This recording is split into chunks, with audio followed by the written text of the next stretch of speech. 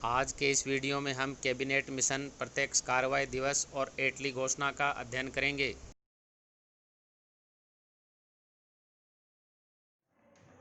Cabinet देखो, इससे पहले अपन ने चर्चा करी है कि ब्रिटेन के अंदर लेबर पार्टी की सरकार बन गई और जो प्रधानमंत्री हैं वहां पर कौन बन गए, क्लेमेंट एटली, और जो भारत सचिव हैं वो कौन बन गए, पैट्रिक लॉरेंस, और वाइसराय कौन है, लॉर्ड वेवेल। तो भारत में कैबिनेट मिशन की इन्होंने स्थापना क्यों की? क्योंकि एक तो सेना है, सेना भारत जो है ब्रिटिश सरकार के नियंत्रण में नहीं रही। सेना के बारे में अपन चर्चा करेंगे आगे चलकर किस प्रकार से नियंत्रण में नहीं रही। दूसरी बात, द्वितीय विश्व युद्ध के बाद में इंग्लैंड की स्थिति भी ठीक नहीं रही, यानी पहले कहाँ वो प्रथम श्रेणी का देश था और अब उसकी श्रेणी लगातार गिर रही।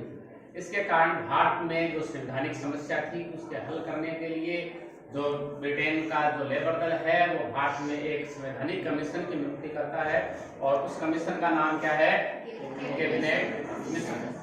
और इसमें दो तीन व्यक्ति हैं जिनका नाम लिखना है। एक तो सर पैट्रिक लॉरेंस, जिनकी अपन ने चर्चा करी है, ये इस समय क्या है, भारत सचिव। 3 सदस्यीय ये दल है जिसमें पहले व्यक्ति हैं पैट्रिक लॉरेंस, और एक पहले भी आए थे भारत क्रिप्स मिशन के रूप में सर स्टेफर्ड क्रिप्स। ये इस समय क्या थे, डायरेक्टर ऑफ इसके ट्रेड ऑर्गेनाइजेशन, जो ट्रेड व्यापार का था उसके डायरेक्टर थे ये इस समय। और तीसरे की हम बात करेंगे एली अलेक्जेंडर।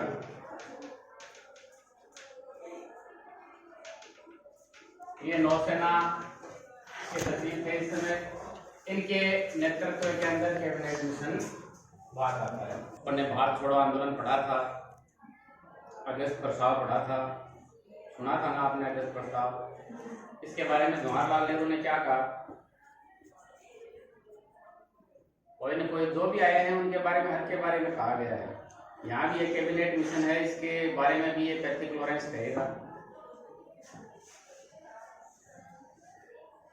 कि जो अगस्त प्रस्ताव है वो दरवाजे पर जड़ी जंग लगी कील की तरह। अगस्त प्रस्ताव किसने पेश किया था, लेनिन ने किया। भारत छोड़ो आंदोलन की हम बात करते हैं।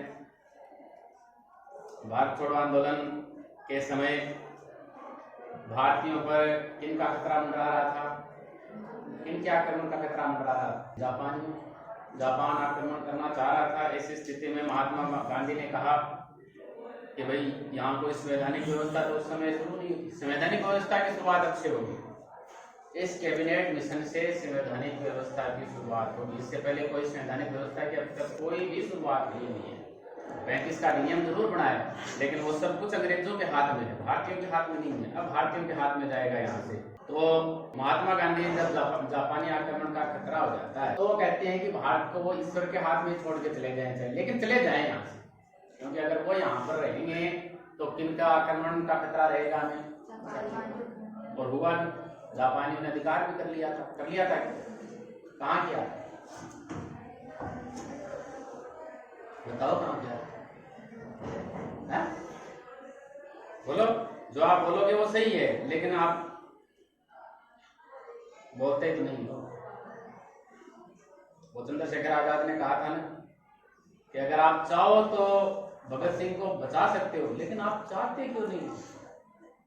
तो महात्मा गांधी ने क्या कहा कि देश को आप ईश्वर के हाथों में, मतलब आप अराजकता के हाथों में छोड़ के चले जाओ। जैसी भी स्थिति इस समय है आप छोड़ के चले जाए।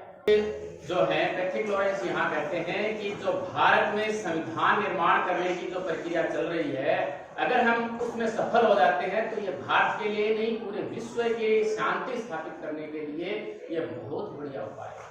किसने कहा, सर पैट्रिक लॉरेंस।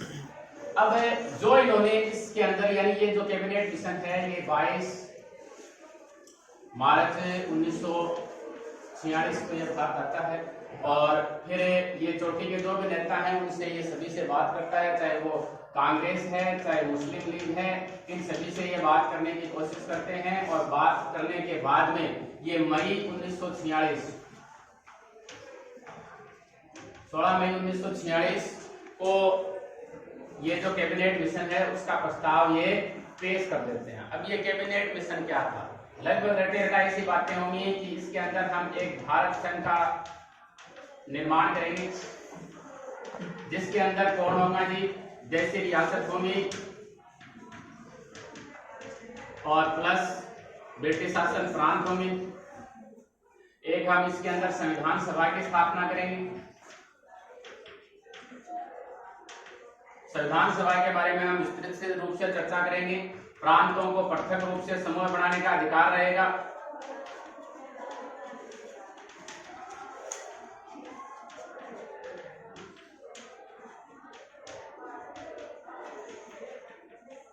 और लास्ट जो पॉइंट है कि हम एक अंतरिम सरकार की स्थापना, इसके अंदर हम प्रस्ताव ये पेश करते हैं कि अंतरिम सरकार की स्थापना होगी इसके द्वारा। अंतरिम सरकार और संविधान सभा दोनों एक दूसरे से मिले हुए हैं। भारत संघ के बारे में 1935 का अधिनियम है, उसमें भी चर्चा हुई थी, लेकिन देशी रियासतों लगभग यानी 50% से अधिक देशी रियासतें उसमें शामिल होनी चाहिए। इस तर्क के कारण उसमें भारत संघ है वो पूर्ति नहीं हो पाया था। 1 अप्रैल 1937 को भारत शासन जो अधिनियम 1935 के सभी अधिनियम नियम है वो लागू हो जाते हैं, लेकिन ये लागू नहीं होता है। अब ये कैबिनेट मिशन में आ जाता है। अब जो कांग्रेस है, कांग्रेस की हम बात करें तो कांग्रेस है वो संविधान के निर्माण पर तो सहमत हो जाती है, लेकिन राष्ट्रीय सरकार के नाम पर यहाँ पर सहमत नहीं होती। सहमत इसलिए नहीं होती क्योंकि इसमें मुसलमानों को तर्क संगत रूप से अधिक प्रतिनिधित्व दिया गया था। यानी पहले की हम बात करते हैं, चाहे विवेक योजना है जो भी है, कि मुसलमानों को हिंदुओं के सामान्य हिंदुओं के बराबर अधिकार दे दिया कि 5 सदस्य वहां से होंगे, 5 सदस्य यहाँ से होंगे। अब ये चाह रहे थे, कांग्रेस जो है ये चाह रही थी कि हमें भी एक राष्ट्रवादी मुसलमान को इसके अंदर शामिल करने की इजाजत दी जाए। हमारे जो प्रतिनिधि है ना, उन प्रतिनिधियों में एक प्रतिनिधि कौन होना चाहिए, राष्ट्रवादी मुसलमान। लेकिन मुस्लिम लीग कहती है कि जी हम ही सभी मुस्लिमों का प्रतिनिधित्व करते हैं, इसलिए मुसलमान आपके यहाँ से नहीं होगा। तो इस बात पर अडिग रहती है कौन है, मुस्लिम लीग। और मुस्लिम लीग फिर जुलाई के अंदर 29 जुलाई 1946 को अपने जो इसने स्वीकृति दी थी कैबिनेट मिशन की, उसको ये वापस ले लेती है।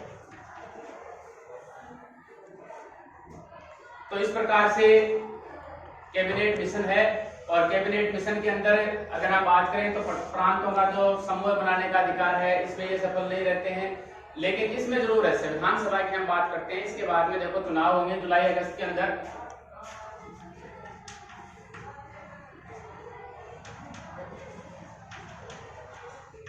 इनसे पहले हम एक चीज देख लेते हैं, प्रत्यक्ष कार्यवाही दिवस।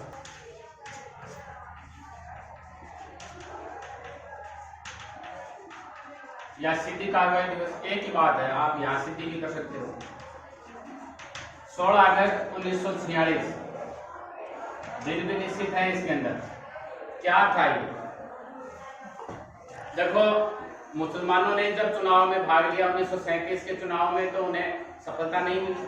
उन्होंने कांग्रेस को साथ मिलाकर भी प्रांतों में शासन करने की कोशिश की, लेकिन कांग्रेस ने इस बात को तवज्जो नहीं दी। तो इसके बाद में इन्होंने पाकिस्तान प्राप्त करने के लक्ष्य के लिए प्रत्यक्ष कार्रवाई दिवस इन्होंने किस लिए मनाया, पाकिस्तान निर्माण को नाम लिख देता हूं यहाँ पर। मुसलमानों के लिए एक अलग राज्य पाकिस्तान बनाने के लिए इन्होंने प्रत्यक्ष कार्रवाई दिवस किसके खिलाफ मनाया जी, किसके खिलाफ मनाएंगे बताओ, हिंदुओं के खिलाफ। यहां पर इन्होंने कहा कि लेकर रहेंगे पाकिस्तान, ठीक है, या फिर लड़कर लेंगे पाकिस्तान, लेंगे हम कैसे भी ले लेंगे।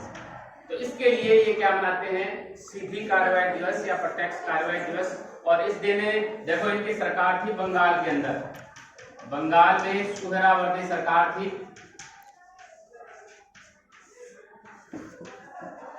और यहाँ पर दंगे स्टार्ट हो जाते हैं, लेकिन ये सरकार है इसके ऊपर कोई ध्यान नहीं देती है। और कहते हैं कि 6000 से अधिक हिंदू यहाँ पर मारे जाते हैं और 20,000 से अधिक यहाँ पर घायल हो जाते हैं, लेकिन फिर भी ये दंगे नहीं रोकते हैं, क्योंकि इन्हें क्या चाहिए जी, इस प्रकार से समस्या को उलझाना है कि अंग्रेजों को ये लगे कि ये सांप्रदायिक समस्या है, इसका विभाजन के अलावा कोई हल नहीं निकलेगा। इसलिए दंगे चालू रहते हैं। और यहाँ पर बंगाल का एक दो जगह है, जैसे नोआखली है,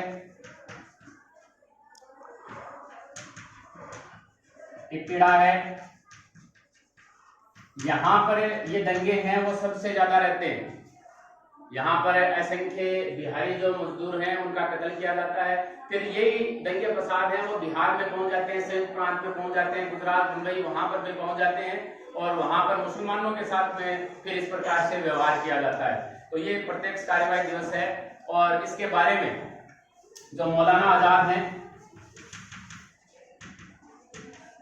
मौलाना आजाद इसके बारे में कहते हैं कि इस प्रकार से जो मानवता का नंगा नाच यहाँ पर हुआ, कलकत्ता की जो नगरी है इस विभिन्न हत्याकांड से प्रभावित हुई, ये भारत के इतिहास में एक काले दिन के समान है।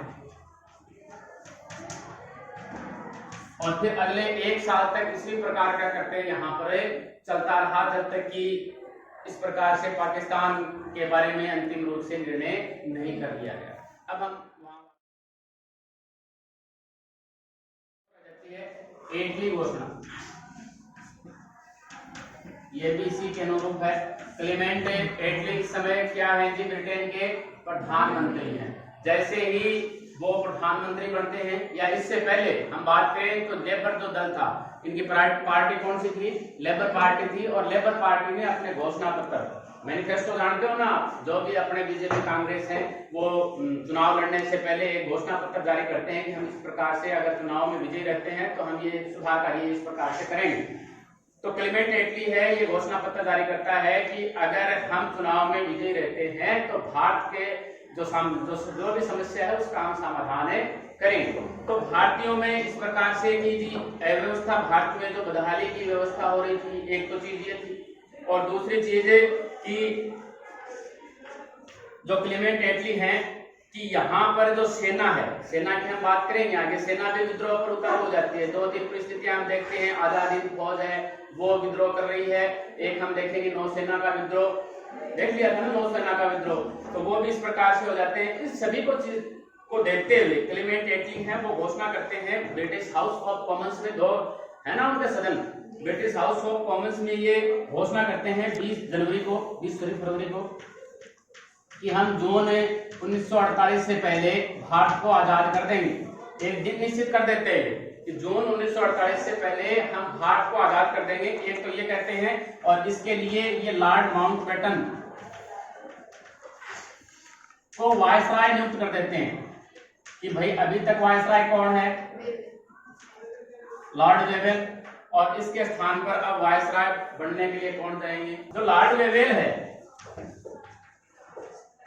ये एक ब्रेक डाउन प्लान भी तैयार करते हैं, ब्रेक डाउन प्लान, कि इसने कहा कि 31 मार्च 1947 को इसने सुझाव दिया, इसके तहत 31 मार्च 1947 तक भारत को आजाद कर देना चाहिए, इससे पहले, लेकिन इसको हटा दिया जाता है। और फिर 22 मार्च या 24 मार्च को बनके कौन आ जाते हैं जी, कहीं 22 मार्च दे रखी है, कहीं 24 मार्च दे रखी है, कौन आ जाते हैं बनके viceroy, Lord Mountbatten. Cabinet mission प्रत्यक्ष कार्रवाई दिवस एटली घोषणा का हमारा ये वीडियो इसी के साथ समाप्त होता है।